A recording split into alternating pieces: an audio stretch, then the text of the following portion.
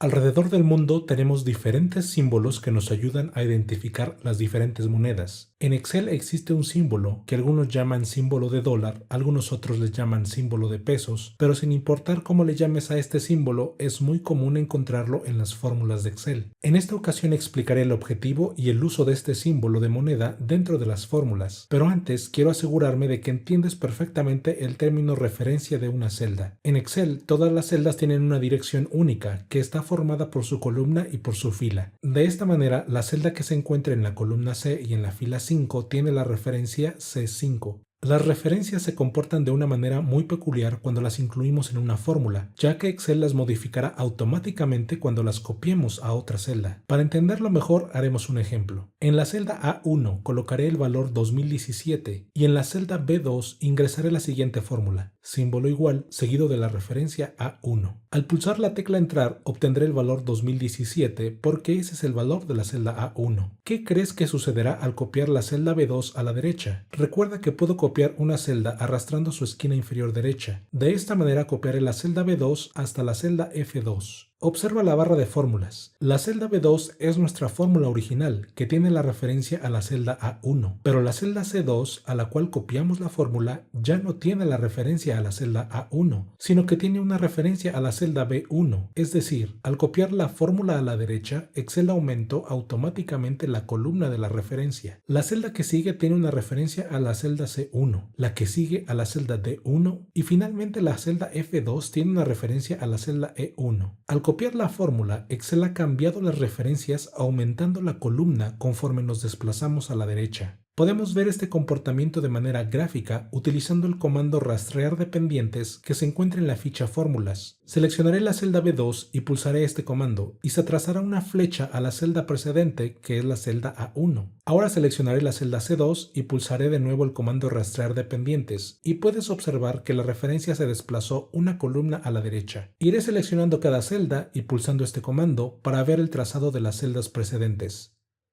Observa que las referencias se fueron moviendo a la derecha conforme copiamos la fórmula. Ahora quiero que notes lo que sucede cuando copio la fórmula hacia abajo. También se modifica la referencia, pero en este caso el incremento está en la fila. Observa de nuevo la barra de fórmulas. La celda B3 hace referencia a la celda A2, la que sigue a la celda A3, luego a la celda A4 y finalmente a la celda A5. Si hago el trazado de las celdas precedentes, observarás que las referencias se modificaron automáticamente por Excel aumentando la fila hasta llegar a la celda B6, que hace referencia a la celda A5. Todo esto lo he explicado para que veas el comportamiento predeterminado de las referencias en las fórmulas de Excel. Hay ocasiones en las que este comportamiento es verdaderamente útil, pero hay otras ocasiones en las que queremos que las referencias permanezcan fijas y es entonces cuando utilizamos el símbolo de moneda. Podemos fijar la columna de una referencia anteponiendo el símbolo de moneda a la letra de la columna. Para demostrarlo, modificaré la referencia de la celda B2 para colocar el símbolo de moneda antes de la letra A. De esta manera estamos pidiendo a Excel que al copiar la fórmula mantenga fija la referencia a la columna A. Volveré a copiar esta fórmula a la derecha y podrás ver que todas las celdas reflejan el valor 2017. Si reviso su valor en la barra de fórmulas, verás que Excel no ha modificado la referencia en lo absoluto. Y si vuelvo a aplicar el rastreo de precedentes, podrás ver que todas las celdas hacen referencia a la celda A1.